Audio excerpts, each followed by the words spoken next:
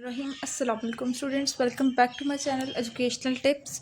कैसे हैं आप सब? उम्मीद करती हूँ आप सब बच्चे बिल्कुल ठीक होंगे। बच्चों, आज मैं आपके साथ शेयर करने जा रही हूँ लेसन नंबर, हमारे पास है जी लेसन नंबर 9, सुल्तान सलाहुद्दीन अय्यूबी। ये वाला लेक्चर है हमारे पास। और सबसे पहले मैं आपके साथ इसकी रीडिंग शेयर करूँगी, उसके बाद फिर मैं आपके साथ इसकी एक्सरसाइज का सोल्यूशन शेयर करूँगी। तो चलिए स्टार्ट करते हैं। सुल्तान सलाहुद्दीन अय्यूबी 1138 में इराक़ के एक शहर तरकीत में पैदा हुए। आपके वालिद नजमुद्दीन अय्यूब किला तकरीत के हाकिम थे। सुल्तान ने इब्तदाई तालीम दमश्क के जामे मस्जिद में हासिल की। सुल्तान सलाहुद्दीन की मुजाहिदाना ज़िंदगी का आगाज़ नूरुद्दीन ज़ंगी के दरबार से हुआ था।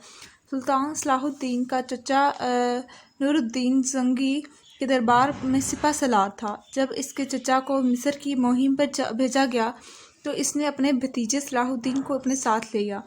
फतह मिस्र के कुछ अरसा बाद नूरुद्दीन ज़ंगी का इंतकाल हो गया। इसका बेटा जानशीन बना, मगर कम उम्री की वजह से अमरा और वज़रा में इक़्तिदार के हसूल के लिए जंग छिड़ गई और इस तरह इनकी हुक्मरानी का शराज़ा बिखर गया। आखिरकार सुल्तान सलाहुद्दीन ने 1169 में मुखालिफिन को शिकस्त देकर मिस्र में अय्यूबी हुकूमत की बुनियाद रखी। 1188 में इस्लामी और ईसाई फ़ौजों के दरमियान बैतुल मुक़द्दस पर अपना परचम लहराने के लिए लोबिया के मुकाम पर तारीख़ी साज़ मार्का हुआ।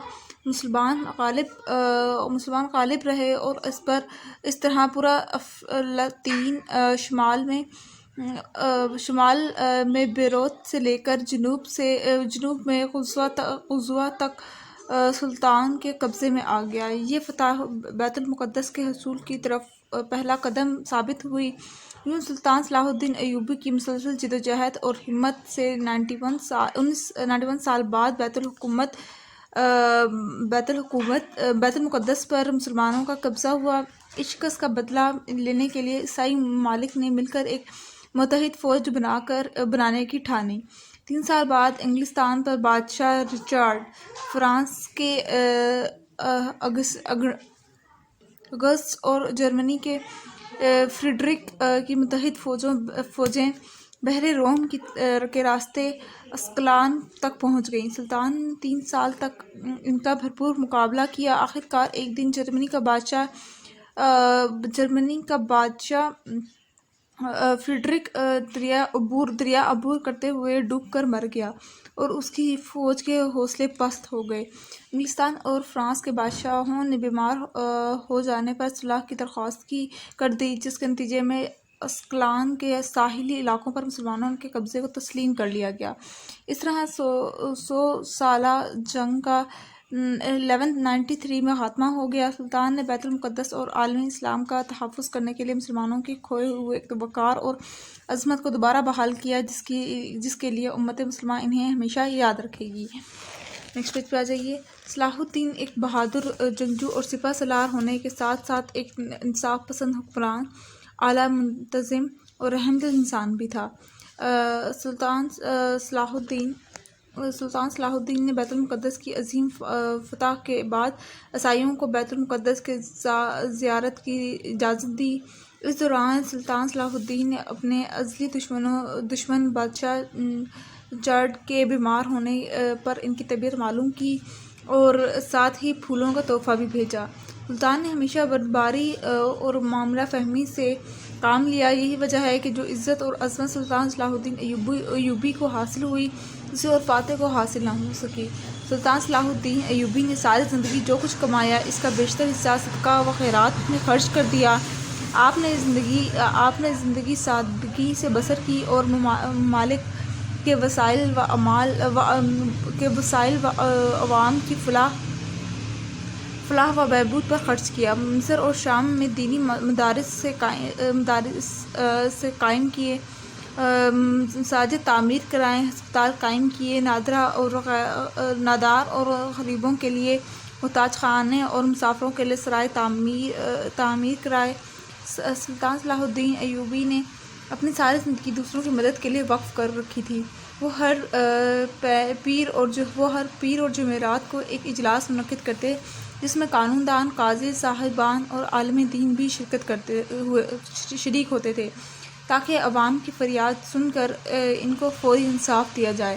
سلطان صلاح الدین ایوبی نہایت خوش اخلاق انسان تھے۔ وہ کبھی کسی سے بد کلامی اور تلخ بات نہیں کرتے تھے۔ ان کی رحم دلی بہت مشہور تھی۔ جب بھی کوئی یتیم ان کے دروازے پر آتا تو اس کے ساتھ بہت شفقت اور محبت سے پیش آتے اور ان کی ہر ممکن مدد کرتے۔ مسلسل حالات جنگ میں رہنے کی وجہ سے سلطان کی صحت خراب ہو گئی اور آخرکار بخار کی وجہ سے 4 مارچ 1193 کو خالق حقیقی سے جا ملے۔ انتقال کے وقت ان کی جائیداد کی کل قیمت صرف 47 درہم اور 1 دینار تھی۔ اسلامی فتوحات اور انسان دوستی کی وجہ سے سلطان صلاح الدین ایوبی کا نام تاریخ میں ہمیشہ زندہ رہے گا۔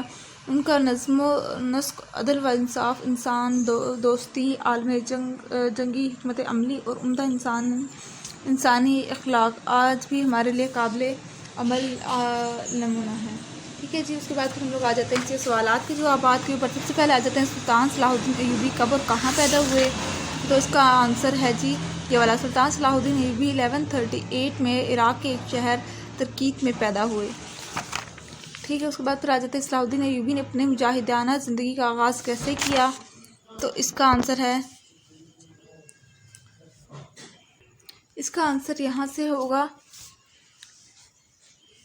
سلطان صلاح الدین یہاں سے شروع کریں گے۔ سلطان صلاح الدین کا چچا نور الدین زنگی کے دربار میں سپہ سالار تھا۔ جب اس کے چچا کو مصر کی مہم پر بھیجا گیا تو اس نے اپنے بھتیجے صلاح الدین کو اپنے ساتھ لے لیا۔